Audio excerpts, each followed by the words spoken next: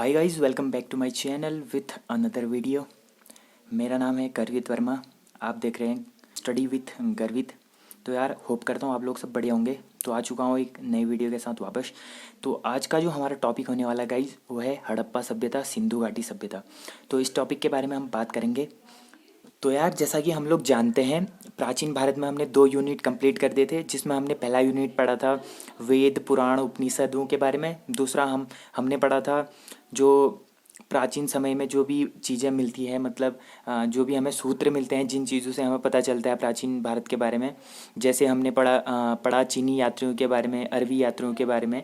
तो ये चीज़ हमने क्लियर कर दी। तो आज हमारा नेक्स्ट टॉपिक होने वाला है हड़प्पा सभ्यता के बारे में। ठीक है। तो हड़प्पा सभ्यता, सिंधु घाटी सभ्यता भी बोला जाता है इसको।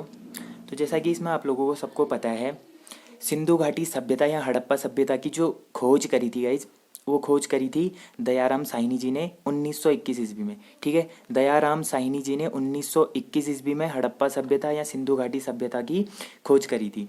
और जो ये सिंधु घाटी सभ्यता है, ये किस काल में हुआ था? जैसे मैंने कल बताया, प्रागैतिहासिक काल, आद्य ऐतिहासिक काल और ऐतिहासिक काल।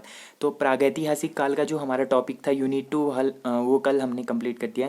तो आज जो हमारा हड़प्पा सभ्यता और सिंधु घाटी सभ्यता है, ये जो हुआ था गाइज, ये हुआ था आद्य ऐतिहासिक काल में। ठीक है। आद्य ऐतिहासिक काल में हमारा सिंधु घाटी सभ्यता या हड़प्पा सभ्यता हुई थी। और जो आद्य ऐतिहासिक काल का जो टाइम पीरियड चलता है, ये मैंने कल भी बताया था आपको। तो इसका जो टाइम पीरियड है वो है 2500 बीसी से 1500 बीसी, मतलब 2500 ईसा पूर्व से लेकर 1500 ईसा पूर्व तक का जो आद्य ऐतिहासिक काल का जो टाइम पीरियड चलता है। और जो सिंधु सभ्यता या फिर हड़प्पा सभ्यता जो भी बोलते हैं इसको, तो इसको क्या बोला जाता है? कांस्य युगीन सभ्यता भी बोला जाता है। ठीक है। हड़प्पा सभ्यता या सिंधु घाटी सभ्यता को कांस्य युगीन सभ्यता भी बोला जाता है। ठीक है। तो इसकी खोज दयाराम साहनी जी ने 1921 में करी। ठीक है। और जो ये अभी सिंधु या हड़प्पा, जो हड़प्पा शहर है, हड़प्पा सभ्यता जो हुई थी, वो अभी कहाँ पड़ता है? वो पड़ता है सिंधु नदी पर। ठीक है। और सिंधु जो नदी पड़ती है वो कहाँ पड़ती है? पाकिस्तान पर, मोटी गोमरी। ठीक है। पाकिस्तान में मोटी गोमरी बोला जाता है। तो इस जगह पर पाकिस्तान में सिंधु नदी पर ये हड़प्पा सभ्यता हुई थी, इसीलिए इसको सिंधु घाटी सभ्यता भी बोला जाता है, क्योंकि सिंधु नदी के किनारे हुआ था ना जो सभ्यता बसी थी, जो ये शहर बसा था। ये कहाँ था? ये था पाकिस्तान के सिंधु नदी पर। ठीक है। तो आगे बात करते हैं। एक तो हड़प्पा हो गया, दूसरा हो गया मोहनजोदड़ो। ये दोनों शहर हैं, इनको क्या कहा जाता है? जुड़वा राजधानी कहा जाता है। ठीक है। हड़प्पा और मोहनजोदड़ो ये सिंधु घाटी सभ्यता के दो अलग अलग क्या हैं? छोटे छोटे मतलब छोटे छोटे राज्य टाइप के हैं। ठीक है। तो ये जो सभ्यता हुई थी, इसमें हड़प्पा और मोहनजोदड़ो जो दो शहर थे, इनको क्या कहा गया? जुड़वा राजधानी कहा गया था। ठीक है। और जो ये हड़प्पा और मोहनजोदड़ो जो ये शहर बसा हुआ है, ये कहाँ है? रावी नदी के किनारे, जो ललकाना पाकिस्तान में पड़ता है। ठीक है। ललकाना पाकिस्तान में पड़ता है, रावी नदी के किनारे। ठीक है। तो इसकी खोज करी थी जो मोहनजोदड़ो है, मोहनजोदड़ो शहर जो बसा था हड़प्पा में, इसकी जो खोज करी थी वो खोज करी थी राखलदास बनर्जी ने। ठीक है। राखलदास बनर्जी ने क्या करी थी? खोज करी थी किसकी? हड़प्पा मोहनजोदड़ो की। ठीक है। 1922 ईस्वी में, जो रावी नदी पाकिस्तान में पड़ता है। ठीक है। अब आगे देखेंगे जो सिंधु घाटी सभ्यता है। सिंधु घाटी सभ्यता में समाज किस तरीके का समाज था? ये था मात्र सत्तात्मक। ठीक है। सिंधु घाटी सभ्यता में जो समाज था वो था मात्र सत्तात्मक। ठीक है। मात्र सत्तात्मक समाज था। ठीक है गाइस। तो पितृ सत्तात्मक और मातृ सत्तात्मक, ये दो तरीके के समाज होते हैं, जिसमें सिंधु घाटी सभ्यता में जो समाज हुआ करता था वो था मातृ सत्तात्मक समाज। ठीक है। तो उसके बाद इसमें क्या थी? नगरीय सभ्यता थी। ठीक है। सिंधु घाटी सभ्यता क्या थी? नगरीय सभ्यता थी। और कहाँ थी? सिंधु नदी, जो हम पहले बात कर चुके हैं, पाकिस्तान में पड़ती है। सिंधु नदी के किनारे ये सभ्यता हुई थी, जो नगरीय सभ्यता थी। और ये मातृ सत्तात्मक समाज हुआ करता था। और जो सिंधु घाटी के निवासी हुआ करते थे ना, उनको द्रविड़ व भूमध्य सागरी, जो यहाँ के निवासी थे, मतलब जो सिंधु घाटी सभ्यता के जो निवासी थे वो कहाँ के थे? द्रविड़ व भूमध्य सागरी निवासी थे। ठीक है। भूमध्य सागरी और द्रविड़, वहाँ के रहने वाले लोग सिंधु घाटी सभ्यता से रिलेटेड थे। ठीक है। तो इसमें जो घर बनाए जाते थे सिंधु घाटी सभ्यता में, वो ग्रीड पद्धति में बनाए जाते थे। ठीक है। कौन सी पद्धति में? ग्रीड पद्धति में। ठीक है। ग्रीड पद्धति में यहाँ क्या बनाए जाते थे? घर बनाए जाते थे। और जो सिंधु घाटी सभ्यता में जो मुख्य अनाज हुआ करता था वो गेहूँ और जौ हुआ करता था, ठीक है। गेहूँ और जौ क्या हुआ करता था, मुख्य अनाज हुआ करता था हड़प्पा सभ्यता या सिंधु घाटी सभ्यता में। दूसरी चीज़ जो इसमें घर बनते थे वो ग्रेट पद्धति में तो बनते थे, लेकिन इसको मेलुटा शब्द से बोला जाता था, ठीक है। मेलुटा जो घर होते थे उनको मेलुटा कहा जाता था। इस शब्द का अर्थ है मेसोपोटामिया की सभ्यता से, ठीक है। मेसोपोटामिया में जो सभ्यता हुई थी उससे इस मेलुटा शब्द का संबंध है, ठीक है।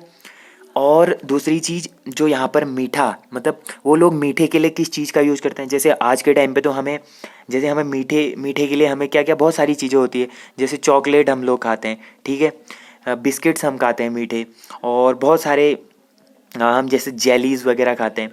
और हमारे पास चीनी भी है अभी के टाइम पे, ठीक है। चीनी है, गुड़ है, मिश्री है, बहुत सारी ऐसी चीज़ें हैं जिनसे हम मीठे मीठे में प्रयोग कर सकते हैं। लेकिन उस टाइम पे सिर्फ मीठे के लिए क्या हुआ करता था, शहद हुआ करता था, और सारी चीज़ें कुछ भी नहीं मिलती थी हड़प्पा सभ्यता में।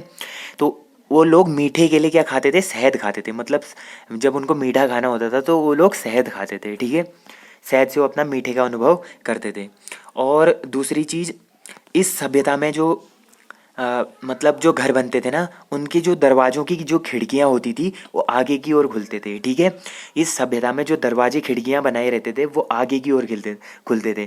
बेसिकली क्या होता है कि दरवाजे पीछे की साइड खुलते हैं ना, अभी के टाइम पे मतलब ऐसा नहीं है कि काफ़ी जगह पर आप देखेंगे, काफ़ी मतलब स्थानों पर हमें देखने को मिलता है कि मतलब दरवाजे आगे की तरफ खुलने वाले भी होते हैं। लेकिन ज़्यादातर लोग जो भी होते हैं अपने घर पर दरवाजे खिड़कियाँ ज़्यादातर अंदर को खुलने वाले बनाते हैं, घर के तरफ अंदर को, ठीक है। लेकिन उस समय आगे की तरफ खुलते थे। मतलब जैसे किसी का घर है तो उनकी खिड़की दरवाजे जो खुलेंगे वो रोड की तरफ खुलेंगे, ठीक है। रोड की तरफ खुलने वाले, मतलब बाहर की तरफ खुलने वाले खिड़की दरवाजे बनाए होते थे। और जो ये खिड़की दरवाजे की जो मतलब हमें वो मिली है, खोज हुई है, वो कहाँ से हुई है, लोथल गुजरात से हुई है। कि मतलब लोथल गुजरात से हमें पता चला है कि जो दरवाजे खिड़कियाँ हड़प्पा सभ्यता में बनाई जाती थी वो आगे की ओर खुलने वाले होते थे, ठीक है। और नेक्स्ट दूसरी चीज़ बात करते हैं, इस सभ्यता में जो प्रमुख स्थल थे ना, जो हड़प्पा सभ्यता हुई थी उसमें प्रमुख स्थल थे, उनमें ऐसे तो बहुत सारे स्थल हुआ करते थे, बहुत सारे ऐसे शहर थे, लेकिन जो उनमें प्रमुख स्थल हैं उनके बारे में बात करते हैं। जो प्रमुख स्थल हैं उनमें है मांदा शहर, ठीक है। कौन सा है, मांदा शहर है। मांदा शहर पड़ता है हमारा जम्मू कश्मीर में। दूसरा है चिनाब, चिनाब नदी के किनारे, मतलब जो मांदा शहर है जम्मू कश्मीर में वो कहाँ पड़ता है, चिनाब नदी के किनारे। और दूसरा है सुतकांगेडोर, ठीक है। सुतकांगेडोर नामक एक और स्थल है हड़प्पा सभ्यता का, जो पड़ता है दास्क नदी के किनारे, जो अभी के टाइम पे बलूचिस्तान में है, ठीक है। बलूचिस्तान में है सुतकांगेडोर, दास्क नदी के किनारे। और जो एक और शहर है या फिर एक और स्थान है वो है आलमगीर, ठीक है। आलमगीर है जो हिंडन नदी कहाँ है, मेरठ में है, ठीक है। हिंडन नदी मेरठ में पड़ता है आलमगीर शहर, ठीक है। आलमगीर जो प्रमुख स्थल हुआ करता था उसका, वो अभी हिंडन नदी मेरठ में पड़ता है, ठीक है। और ये चारों दिशाओं में हुआ करते थे गाइज, ठीक है। जैसे ये मैंने यहाँ पे मैप बना रखा है ना, जैसे आप देख सकते हैं, यहाँ क्या होता है ईस्ट, यहाँ होता है वेस्ट, ये होता है नॉर्थ, ये होता है साउथ, ठीक है। तो ये चारों दिशाओं में क्या हुआ करते थे, शहर हुआ करते थे। जैसे हमारा ईस्ट नॉर्थ ईस्ट को जो नॉर्थ ईस्ट वाले साइड को था वो था मांदा शहर चिनाब, जो जम्मू कश्मीर में पड़ता था, ठीक है। मांदा शहर चिनाब नदी के किनारे जम्मू में पड़ता था। और जो दूसरा था हमारा सुतकांगेडोर, ठीक है। सुतकांगेडोर था जो हमारा नॉर्थ वेस्ट साइड को पड़ता था, ठीक है। नॉर्थ वेस्ट साइड को जो पड़ता था वो था सुतकांगेडोर, दास्क नदी के किनारे बलूचिस्तान में पड़ता था। और जो तीसरा है हमारा वेस्ट साउथ की तरफ, वो है दैमाबाद, ठीक है गाइज। दैमाबाद है जो परवरा नदी के किनारे महाराष्ट्र में पड़ता है अभी, ठीक है। दैमाबाद कहाँ पड़ता है, महाराष्ट्र में पड़ता है, जो परवरा नदी के किनारे था। और एक लास्ट पड़ता है east north, sorry east south east, मतलब साउथ ईस्ट की तरफ जो पड़ता है वो पड़ता है आलमगीर हिंडन नदी, ठीक है। आलमगीर शहर पड़ता है जो हिंडन नदी के किनारे है और मेरठ में पड़ता है। तो इस तरीके से चारों दिशाओं में मुख्य शहर हुआ करते थे, किसके किसके, हड़प्पा सभ्यता के, ठीक है। तो इस तरीके से हड़प्पा सभ्यता के बारे में हमने बेसिक सी चीज़ें पढ़ ली। अब आते हैं नेक्स्ट टॉपिक पे, मतलब टॉपिक वही रहेगा, नेक्स्ट पॉइंट पे आते हैं। जो हड़प्पा सभ्यता का जो सबसे बड़ा शहर था ना, हड़प्पा सभ्यता का जो सबसे बड़ा नगर था या सबसे बड़ा जो शहर था वो कौन सा था, मोहनजोदड़ो था, ठीक है। मोहनजोदड़ो जो था, मोहनजोदड़ो हड़प्पा सभ्यता का सबसे बड़ा नगर या सबसे बड़ा जिला था, ठीक है। अब सिंधु घाटी सभ्यता में सिंधु घाटी सभ्यता के 7 बड़े नगर। अब अभी तो हमने बात कर ली है जो चारों दिशाओं में हमने पढ़े थे ना, ठीक है, ईस्ट वेस्ट नॉर्थ साउथ, चारों दिशाओं में हमने 4 ऐसे नगर पढ़े थे जो चारों दिशाओं में हुआ करते थे। लेकिन अब हम बात करने वाले हैं 7 बड़े नगरों के बारे में, सिंधु घाटी सभ्यता के 7 बड़े नगर।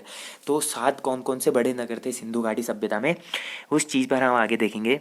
तो सिंधु घाटी सभ्यता के 7 बड़े नगर हैं हड़प्पा, ठीक है, हड़प्पा, मोहनजोदड़ो, चनहुदड़ो, लोथल, धौलावीरा, बनमाली, कालीबंगन, सुतकांगेडोर, ठीक है। जो 7 सबसे बड़े नगर हुआ करते थे सिंधु घाटी सभ्यता में, उनमें प्रमुख है हड़प्पा, फिर मोहनजोदड़ो, फिर चनहुदड़ो, फिर लोथल, धौलावीरा, बनमाली, कालीबंगन तथा सुतकांगेडोर। तो ये 7 प्रकार के जो नगर हैं, ये हड़प्पा सभ्यता के सबसे बड़े नगर थे, ठीक है। तो जो स्वतंत्रता के बाद सबसे ज़्यादा स्थल, अब जब भारत स्वतंत्र हो गया, ठीक है, भारत स्वतंत्र हुआ तो भारत स्वतंत्र होने के बाद पाकिस्तान अलग हुआ, बांग्लादेश अलग हुआ, अफगानिस्तान, हर मतलब बहुत सारे कंट्रियों में बट गया था हमारा देश, मतलब अलग अलग हिस्से हो गए थे। तो जो हड़प्पा सभ्यता हुई थी सिंध पाकिस्तान वाले प्रांत में, तो उनके जो शहर भी होंगे वो भी बट गए होंगे, ठीक है। कुछ पाकिस्तान में चले गए, कुछ भारत में रह गए, कुछ अफगानिस्तान, ऐसे करके बलूचिस्तान तक ऐसे करके पहुंच गए, ठीक है, वहाँ चले गए। तो स्वतंत्रता के बाद सबसे ज़्यादा जो स्थल खोजे गए हैं भारत में, वो खोजे गए हैं गुजरात में, ठीक है।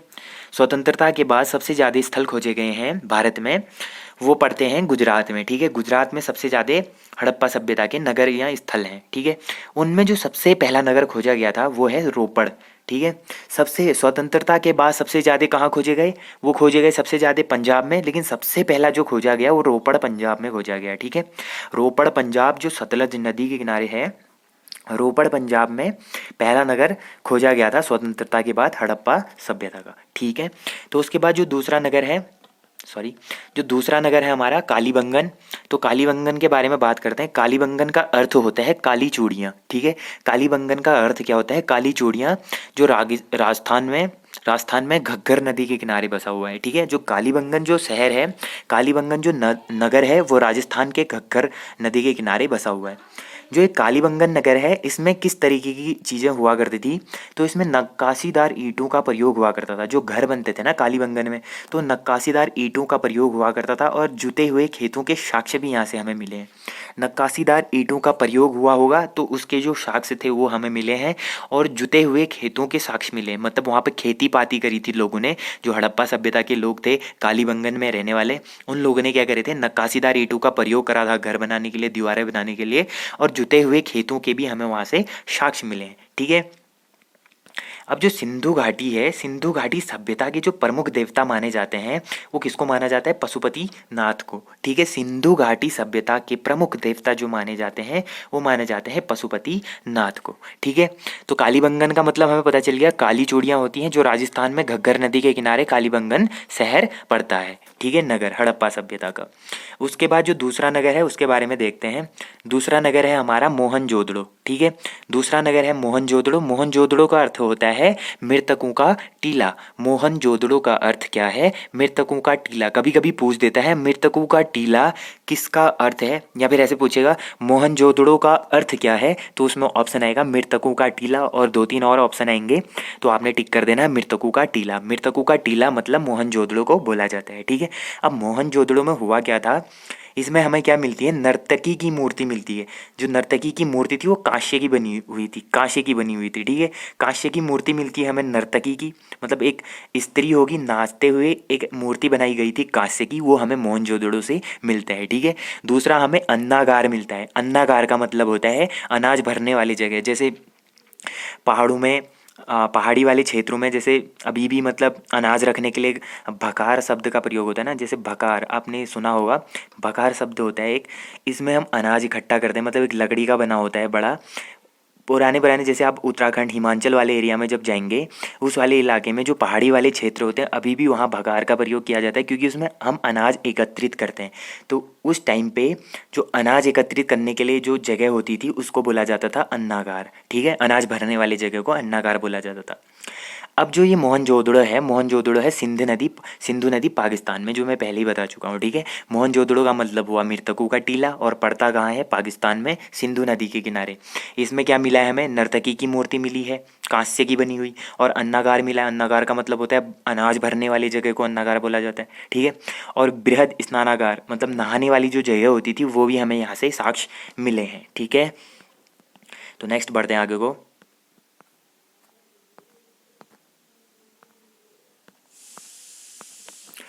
तो जो प्रमुख जगहों से मिले हुए साक्ष्य हैं, ठीक है। और दो चीज़ों के बारे में तो हमने पढ़ लिया, ठीक है। मोहनजोदड़ो हो गया हमारा। अब जो प्रमुख जगह हैं, उनमें से कौन कौन से जगहों से हमें ऐसे साक्ष्य मिले हुए हैं, ठीक है। कौन कौन से जगह से हमें साक्ष्य मिले हुए हैं। तो देखो, जो प्रमुख जगहों से मिले हुए साक्ष्य हैं, उनमें से हमारा लोथल तथा सुतकोदता, ये दो नगर हैं, लोथल तथा सुतकोदता। ये यहाँ पर हमें बंदरगाह मिला है, ठीक है। प्रमुख जगहों से मिले हुए साक्ष्यों में लोथल सुतकोदता से हमें एक बंदरगाह मिला है, और लोथल और चनहुदड़ो से हमें क्या मिला है, मन के बनाने के कारखाने, मतलब जो मन के होते थे वो बनाने के जो कारखाने थे, वो हमें लोथल तथा चनहुदड़ो से मिले हैं। और जो लोथल तथा रंगपुर है, वहाँ से हमें चावल के दाने मिले हैं, ठीक है। लोथल तथा रंगपुर से हमें क्या मिले, चावल के दाने, मतलब ये साक्ष्य के रूप में मिले हैं। और जो चावल के दाने हैं, ये प्रथम कहाँ से मिले, लोथल से मिले, ठीक है। लोथल से हमें जो प्रथम साक्ष्य मिला था, वो मिले चावल के दाने, मतलब चावल के दाने। लोथल, जो लोथल नगर पड़ता है, वहाँ से हमें सबसे पहले ही चावल के दाने ही साक्ष्य मिले थे, ठीक है। उसके बाद है लोथल तथा कालीबंगन, जो दो नगर और पड़ते हैं हड़प्पा सभ्यता के, लोथल तथा कालीबंगन। वहाँ से हमें अग्निकुंड मिले हैं, मतलब आग के कुंड, मतलब जिनमें आग जलाते होंगे, या आग के जो कुंड हुआ करते थे, वो हमें कहाँ से मिले हैं, लोथल तथा कालीबंगन से मिले हैं अग्निकुंड, ठीक है। तो जो कालीबंगन, जो लोथल है, लोथल कहाँ पड़ता है हमारा, गुजरात में पड़ता है, पहले ही बता चुका हूँ। जो कालीबंगन है ना, कालीबंगन में युग्म समाधियाँ भी मिली हैं हमें, ठीक है। युग्म समाधियाँ भी मिली हैं, जो युग्म समा युग्म समाधियों में जो मृत्यु है, मृत्यु मतलब जलाते हुए मोहनजोदड़ो में, मतलब मृत्यु जब युग्म समाधियाँ, मतलब जो कालीबंगन में जो समाधियाँ मिली हैं हमें, उसमें जब किसी इंसान की मृत्यु होती थी, तो मोहनजोदड़ो नगर में हम उसको जलाते थे, ठीक है। मोहनजोदड़ो नगर वाले क्या करते थे, मृत्यु होने के बाद शरीर को जलाते थे। लेकिन हड़प्पा नगर वाले, जो हड़प्पा सभ्यता वाले थे, हड़प्पा सभ्यता में जो नगर वाले थे, हड़प्पा नगर वाले थे, वो क्या करते थे, दफनाते थे, ठीक है। हड़प्पा वाले दफनाते थे, मोहनजोदड़ो वाले जलाते थे। मतलब इससे हम ये बोल सकते हैं कि हड़प्पा में हो सकता है मोमडन लोग रहते हो, मोहनजोदड़ो में हिंदू सिख लोग रहते हो, ठीक है। तो ये चीज़ हमें पता चल गई। तो कालीबंगन से हमें युग्म समाधियाँ मिली हैं, तो समाधियाँ मिली हैं, तो ठीक है। तो और हड़प्पा सभ्यता में जो पूजा होती थी ना, पूजा में नहीं होते थे मंदिर, ठीक है। पूजा में मंदिर नहीं होते थे हड़प्पा सभ्यता में, ठीक है। हड़प्पा सभ्यता में पूजा में मंदिर नहीं होते थे, मतलब पूजा करने के लिए कोई मंदिर नहीं होते थे।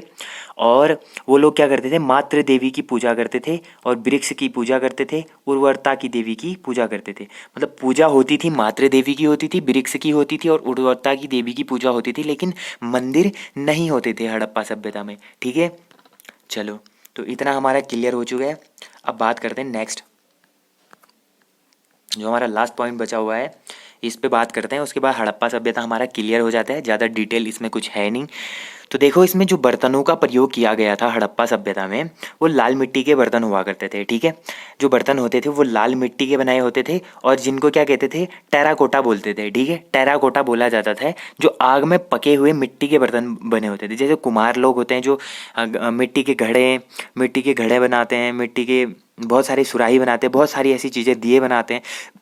तो लोग क्या करते हैं, पहले मिट्टी को पकाते हैं, लाल मिट्टी होती है, उसको मिट्टी को पकाते हैं, फिर अच्छी तरीके से उसको बनाते हैं, उसको सेप देते हैं, ठीक है। तो उस टाइम भी लाल मिट्टी के बर्तन बनाए जाते थे, जिनको टेराकोटा बोला जाता था। जो आग में पके हुए मिट्टी के बर्तन होते थे, मतलब पहले मिट्टी को आग में पकाते थे, फिर उससे बर्तनों के रूप में उसको ढाला जाता था, ठीक है। तो आग में पके हुए मिट्टी के बर्तनों को टेराकोटा बोला जाता था, ठीक है, हड़प्पा सभ्यता में। और वो लोग माप तोल के लिए क्या यूज करते थे, 16 के अनुपात में, मतलब जो उनका माप तोल रहता था, वो 16 के अनुपात में उनका माप तोल रहता था, ठीक है। और यातायात के लिए उनका क्या रहता था, यातायात के लिए 4 पहियों वाली बैलगाड़ी का प्रयोग करते थे, ठीक है। 4 पहियों वाली बैलगाड़ी का प्रयोग करते थे। जैसे मैंने आद्य ऐतिहासिक काल में जो क्या हो गया था, पहिए का आविष्कार हो गया था गाइस, ठीक है। आद्य ऐतिहासिक काल में पहिए का आविष्कार हो गया था, इसीलिए आद्य ऐतिहासिक काल में जो हड़प्पा सभ्यता हुई उसमें पहिए का आविष्कार हुआ था हड़प्पा सभ्यता से पहले। तो हड़प्पा सभ्यता में जो पहिए वाली बैलगाड़ी थी उसका प्रयोग किया गया था। तो यातायात के लिए वो लोग क्या करते थे, क्या करते थे, 4 पहिए वाली गाड़ी, जिसको बैलगाड़ी या भैंसा गाड़ी भी बोलते थे, उसका प्रयोग करते थे, ठीक है। और उनका जो स्वास्तिक चिन्ह था, स्वास्तिक चिन्ह क्या था, जैसे अभी स्वास्तिक चिन्ह होता है ना, इस तरीके का बनाया होता है हमारा स्वास्तिक चिन्ह होता है। तो उस टाइम में जो स्वास्तिक चिन्ह होता था वो होता था, सॉरी जो स्वास्तिक चिन्ह है जो मैंने अभी बताया आपको, जो ये साइन है, ये हड़प्पा सभ्यता की ही देन है।